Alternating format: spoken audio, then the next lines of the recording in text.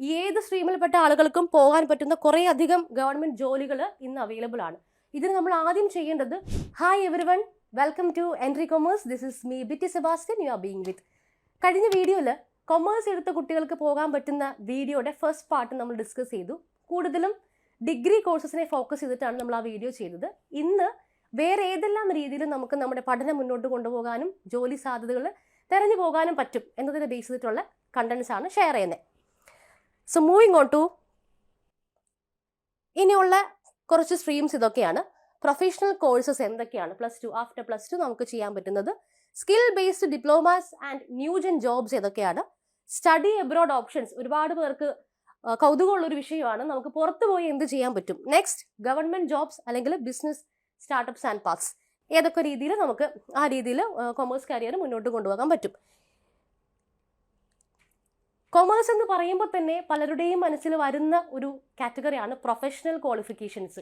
Starting from CA, CMA, CS, CFA, CMA, ACCA, CPA, CFP, ആൽഫബറ്റ്സിൻ്റെ ഒക്കെ കുറേ combinations ആണ് നമ്മളിവിടെ കാണുന്നത്. ഇത് ഓരോന്നും ഡിഫറെൻ്റ് ആണ്. CA എന്ന് പറയുമ്പോൾ പലപ്പോഴും എല്ലാവർക്കും അറിയാം, ചാർട്ടേഡ് അക്കൗണ്ടൻ്റ് ആണ്.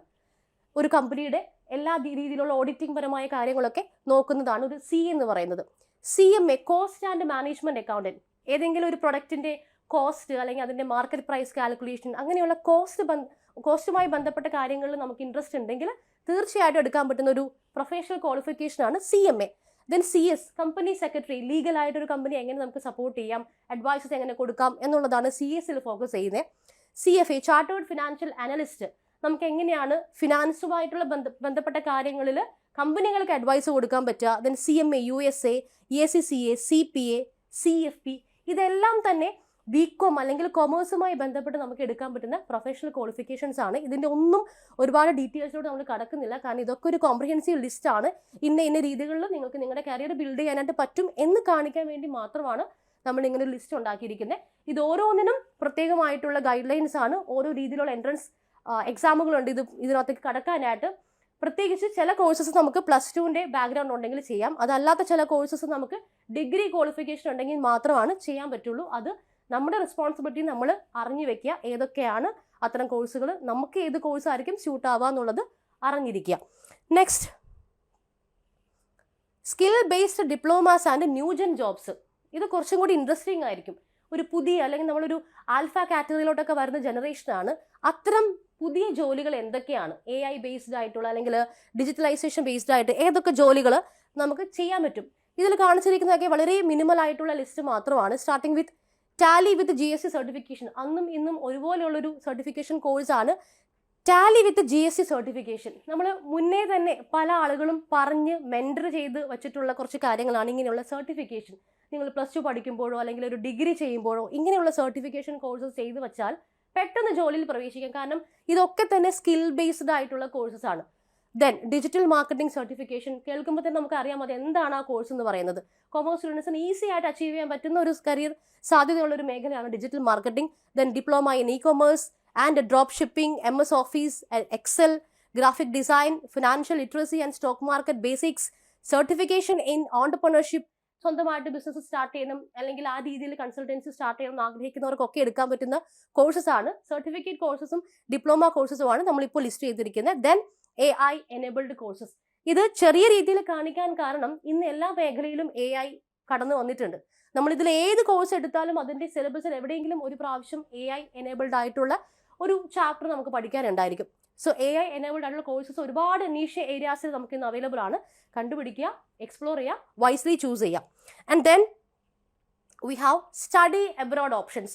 എന്തൊക്കെയാണ് പ്രത്യേകിച്ച് പ്ലസ് ടു കഴിഞ്ഞ് പുറത്തേക്ക് പോകണമെന്ന് ആഗ്രഹിക്കുന്ന കുട്ടികൾക്ക് എന്ത് കരിയർ ഓപ്ഷൻസ് ആണ് പുറമേ ഉള്ളത്? ഇതും നമ്മൾ പുറമേയുള്ള ജോബ് മാർക്ക് അനലൈസ് ചെയ്ത് അവിടെ ഏറ്റവും കൂടുതൽ സ്കോപ്പ് ഉള്ളത് ഏത് വിഷയത്തിനാണ്, ഏത് മേഖലയിലാണ് എന്ന് ഫൈൻഡ് ഔട്ട് ചെയ്തിട്ട് ലിസ്റ്റ് ചെയ്തിരിക്കുന്ന ജോബ്സ് ആണ്. Business analytics and then diploma in e-commerce and digital business, bachelor in digital marketing, fashion business, luxury brand management. ഇതൊക്കെ പുതിയ കോൺസെപ്റ്റുകളാണ്.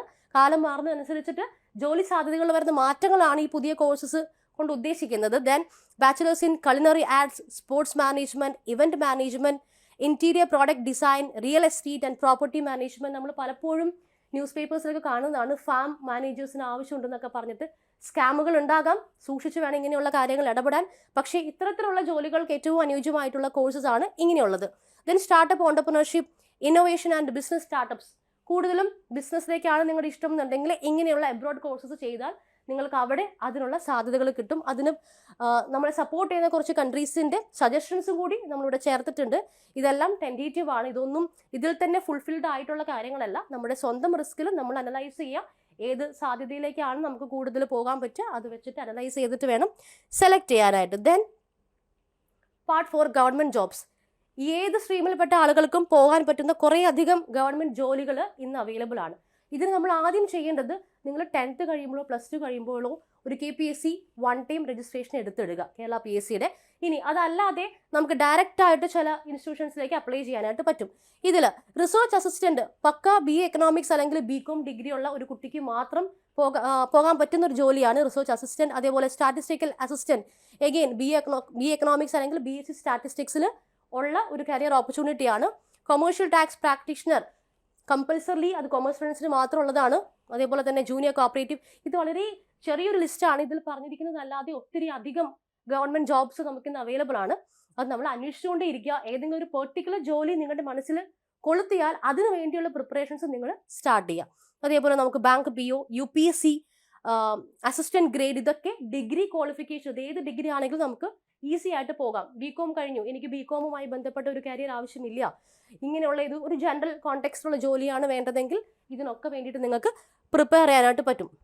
അപ്പം ഇത്രയും കണ്ടതും കേട്ടതും മാത്രമാണ് കൊമേഴ്സിലുള്ള നമ്മുടെ സാധ്യതകൾ എന്ന് തെറ്റിദ്ധരിക്കരുത്. ഇത് വളരെ ടെൻറ്റേറ്റീവ് ആയിട്ടുള്ളൊരു ലിസ്റ്റാണ്. ഇതിൽ കൂടുതൽ അവസരങ്ങളും സാധ്യതകളുമാണ് ദിനം പ്രതി വന്നുകൊണ്ടിരിക്കുന്നത്. ഇതുമായി ബന്ധപ്പെട്ട് എന്തെങ്കിലും ഒരു പോയിന്റിൽ നിങ്ങൾക്ക് ഡൗട്ട് തോന്നിയിട്ടുണ്ടെങ്കിൽ you can drop that as a comment. And this is me, PT Sebastian, signing off. Thank you.